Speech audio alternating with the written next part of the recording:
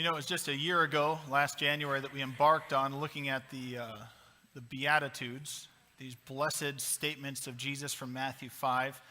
And I can't remember if I explained to you how we got to that point. But what basically happened was that at the end of 2014, I was listening to some lectures on the Sermon on the Mount by a pastor who I really like. And as I listened to those, I felt very personally challenged. And I'm always praying about what we're going to do next. I felt very personally challenged. I said, these are so challenging. This is the core of the gospel, to read the Sermon on the Mount and to really dwell on what this means and to really implement this in your lives. I do not want to preach on this anytime soon. And then it felt like God really took a hold and said, particularly as I got to blessed are the peacemakers, for they will be children of God. It was like God grabbed hold and said, this is the message we need to hear. And so here we go. Over the last year, we've embarked on looking at the Beatitudes, the 9 blessed are the statements of Jesus. And I hope we're better for it. We'll look at the first 3, because we've been going backwards, over these next number of weeks.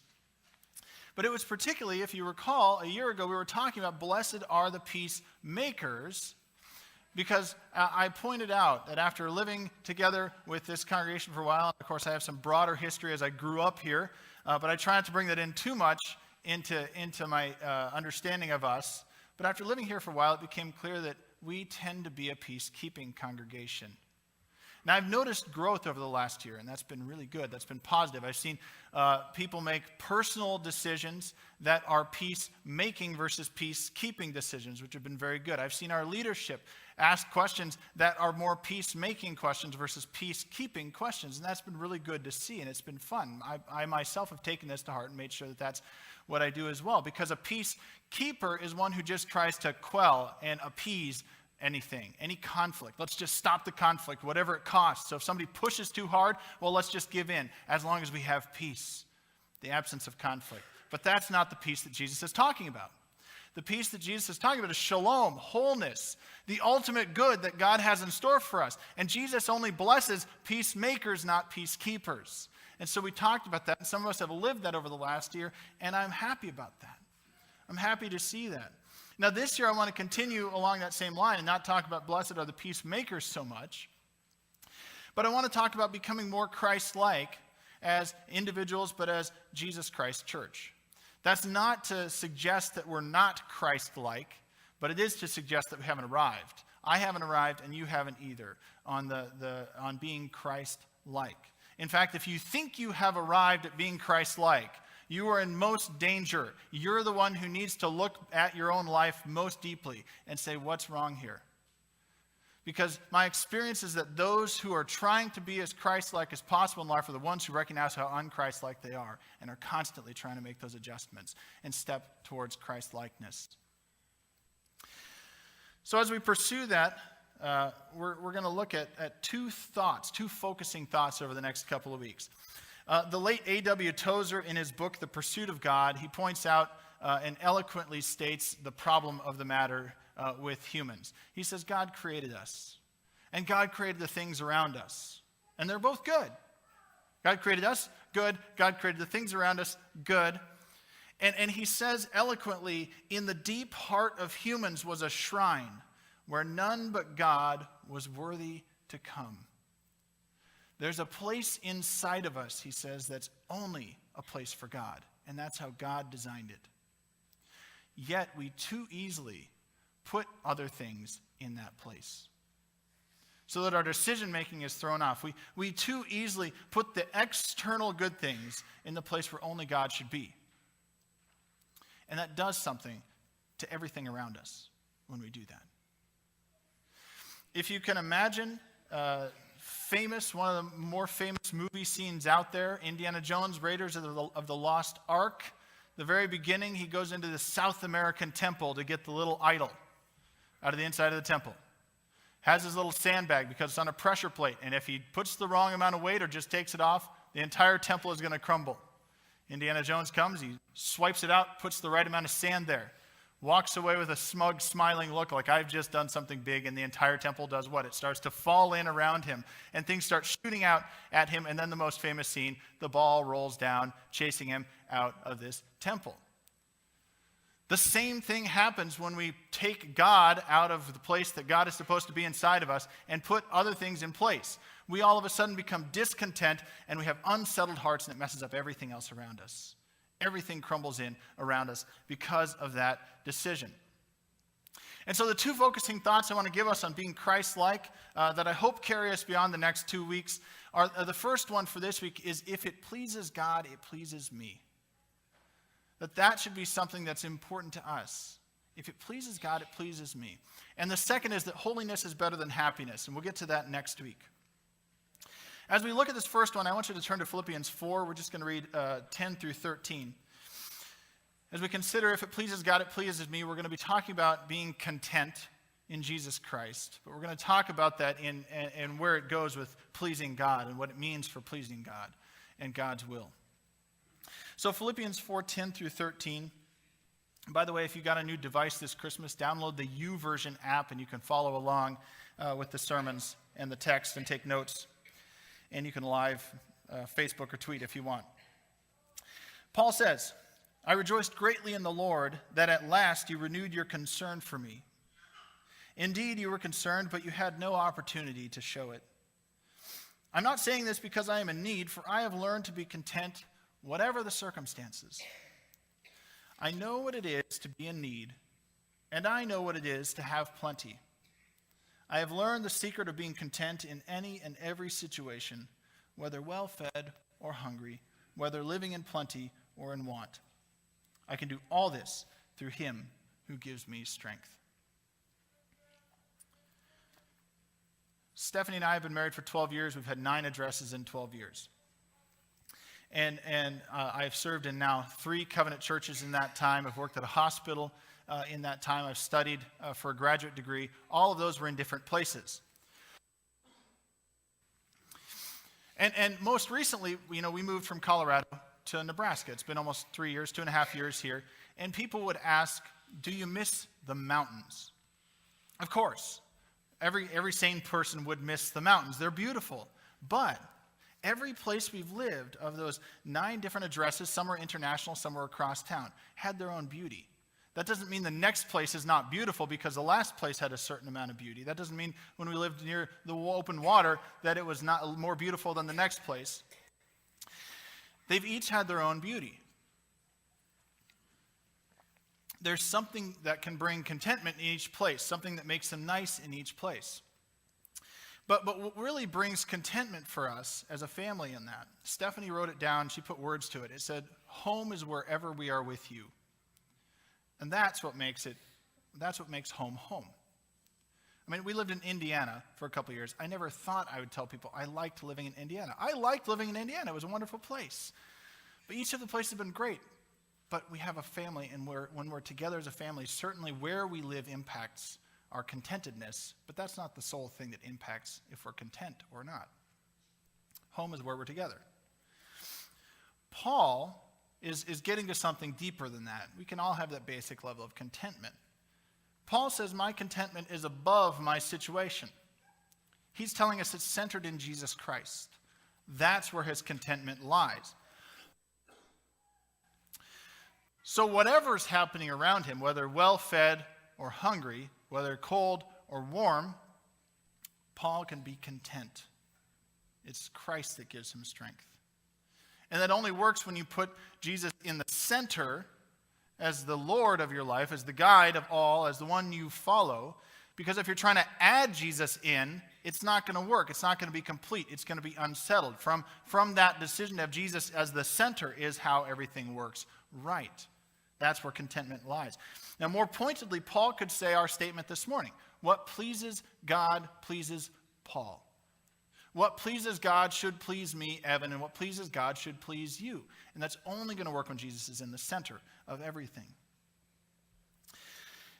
Now, we live in a culture that tells us a lot about contentment and discontentment. Entire marketing campaigns are designed around if we're content or not. We're supposed to be content, but we're only supposed to be content when we buy the certain product that's going to make us content or happy or whatever the case may be, because up until that point, we should not be content with how things are in our lives. right? We should have it our way.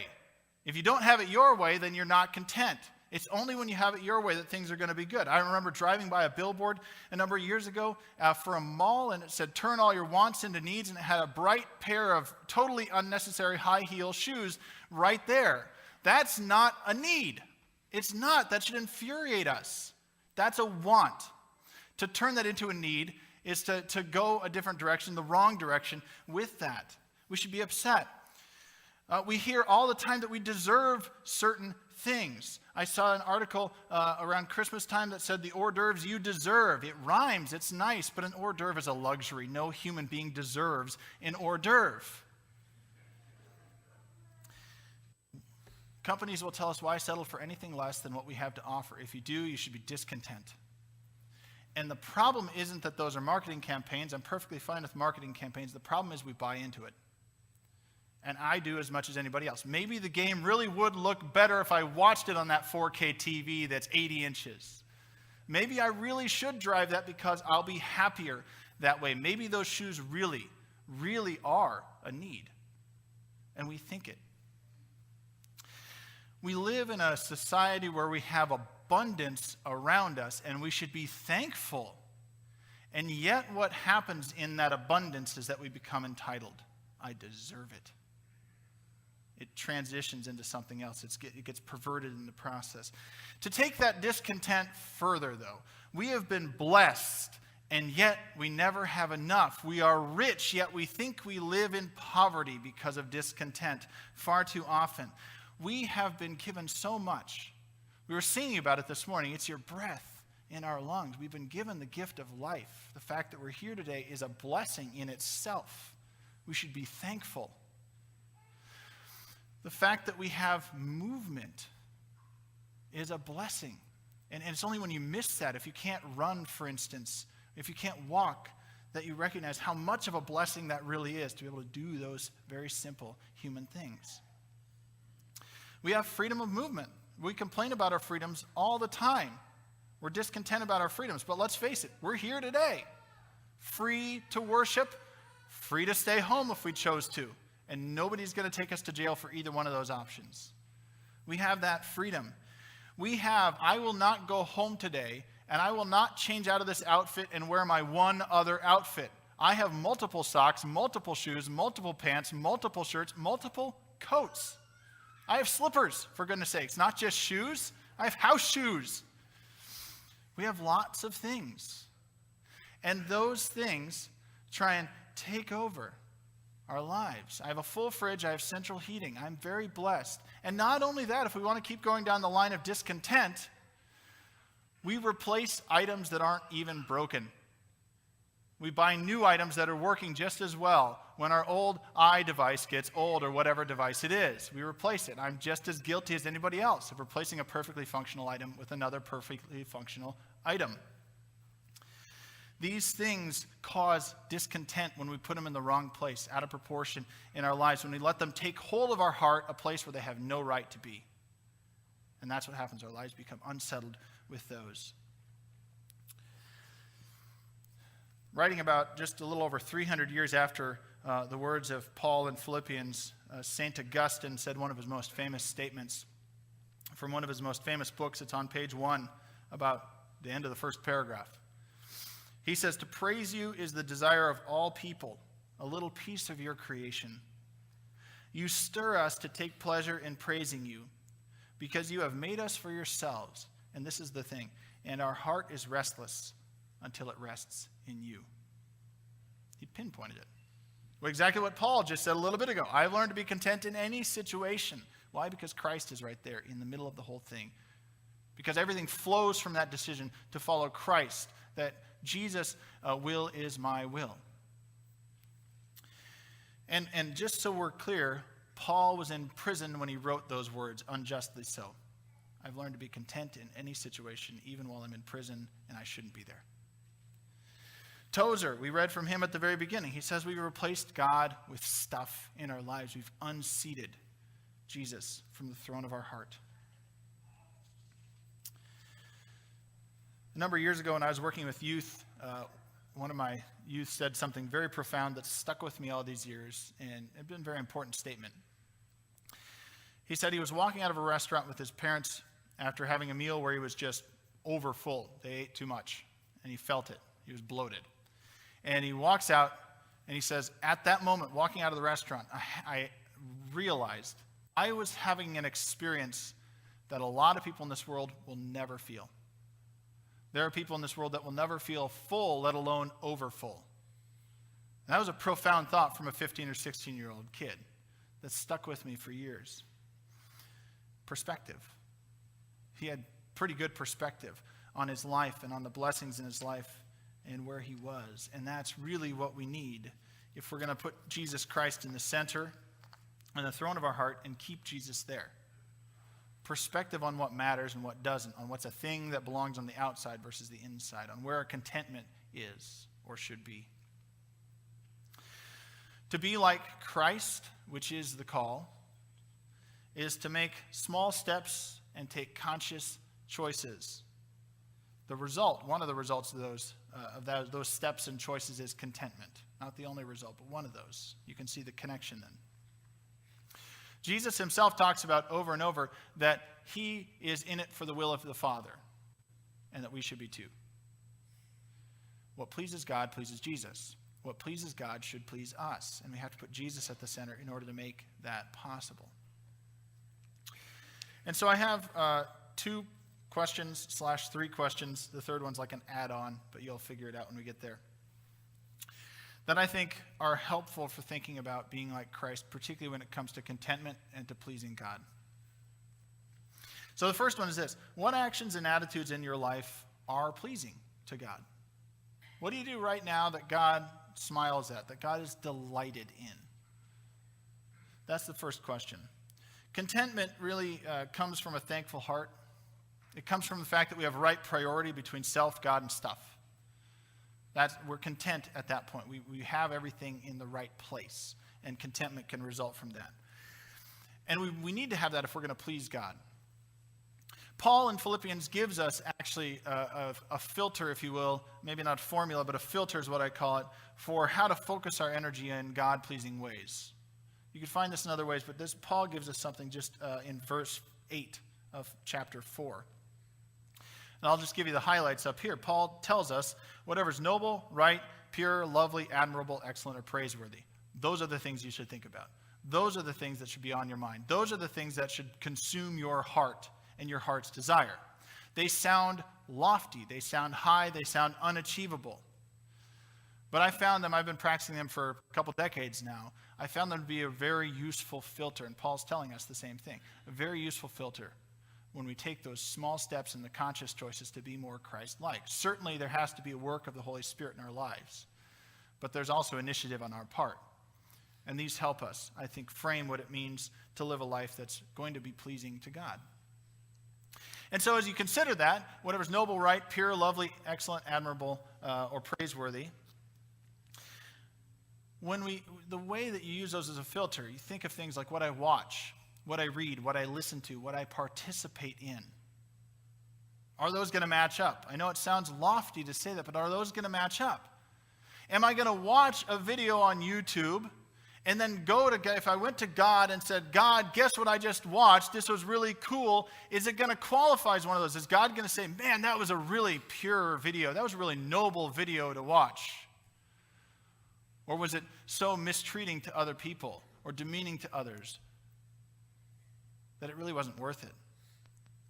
Things that I'm reading, can I go to God and God's going to say, man, that's an excellent thing that you're reading? Or is it going to be the opposite? Displeasing, in fact, because of how it treats whatever, humans or whatever. How about my actions, my attitudes, my reactions, my responses? Are we going to go before God and say, boy, you'll never believe how I really stuck it to my coworker today in an email? Is God going to say, that's really excellent? Probably not.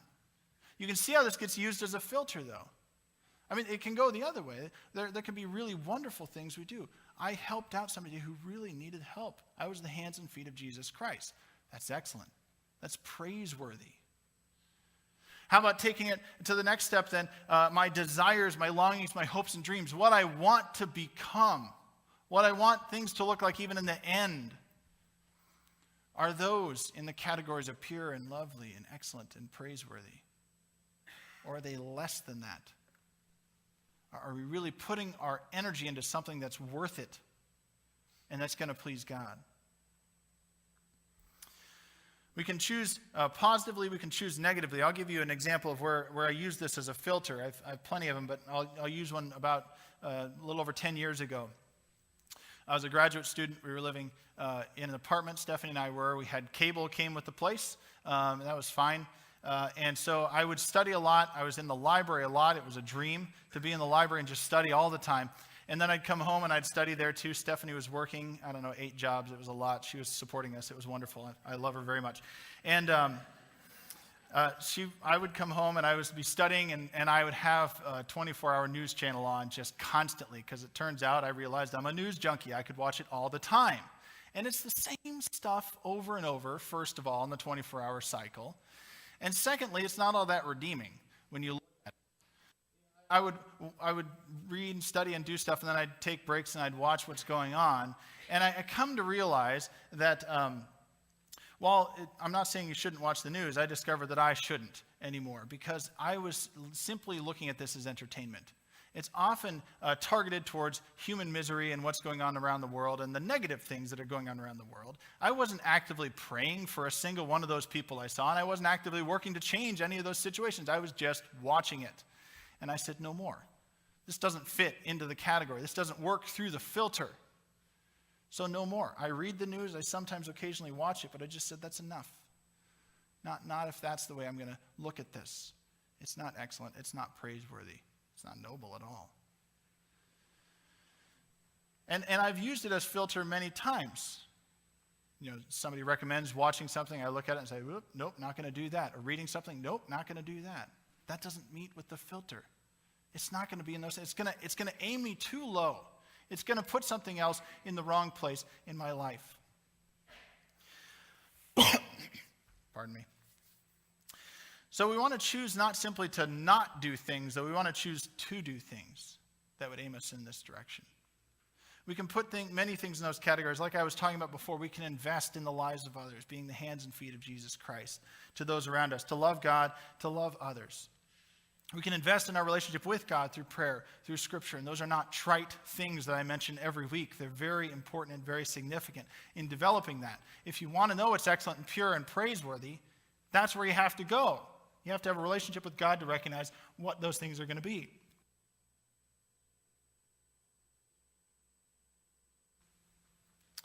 There's a story I read recently about pardon me. I'm getting too excited about this. That's the problem. There's a story I read recently about a fisherman and a billionaire. The fisherman goes out to fish one day, and he comes back about midday, and there's a billionaire sitting there next to his yacht on the dock. They happen to be, parked. That's not what you say for boats. Somebody can correct me later. Parked near each other. What is it, moored? Well, docked. There you go. Thank you for audience participation. I like moored better. Can I say that? They were moored better. It doesn't make sense probably, but they were docked next to each other. And the billionaire is sitting in his chair enjoying the midday sun. And he says to the fisherman, "Why are you in so early?" The fisherman says, "I caught all I need. I've caught everything I need to feed my family, so I'm good." The billionaire says, "Well, why don't you go out? You got plenty of hours left. Go out, catch some more fish. Then you can go sell the excess.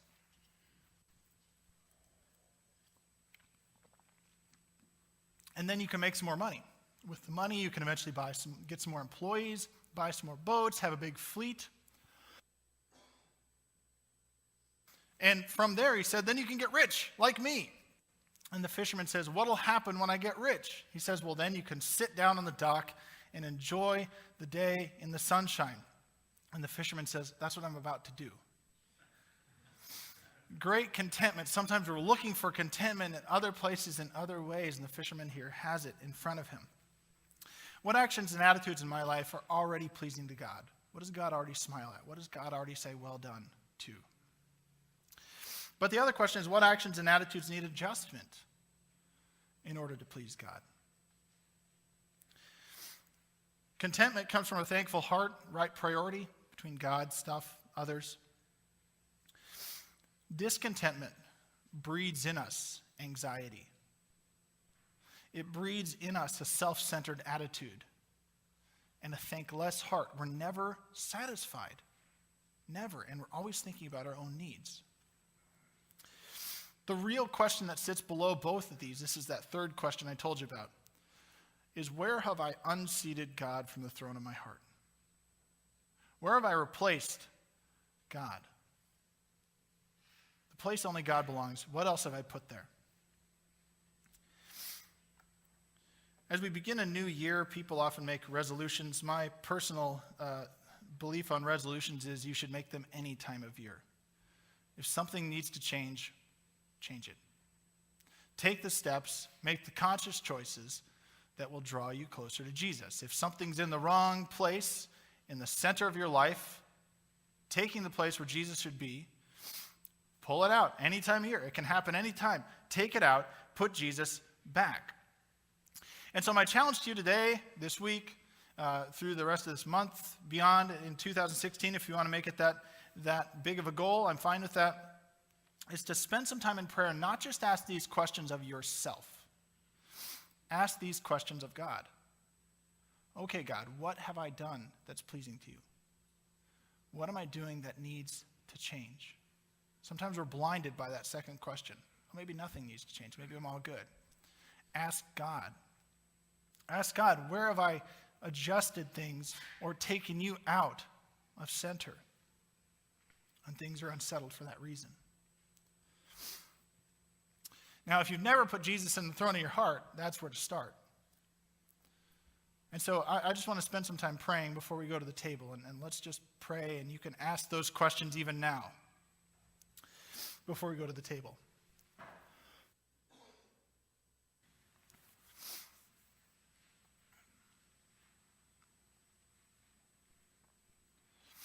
God, we come before you and we want to be pleasing in your sight. Not to manipulate you, that we could wrestle our salvation from you, but out of a thankful heart to be content. To not try and put our hope in things that are too low, that are too shallow, that are too short-sighted.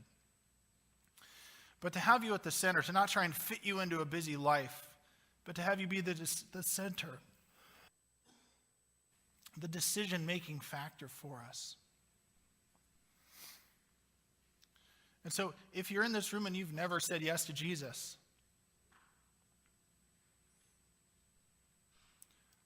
feel free.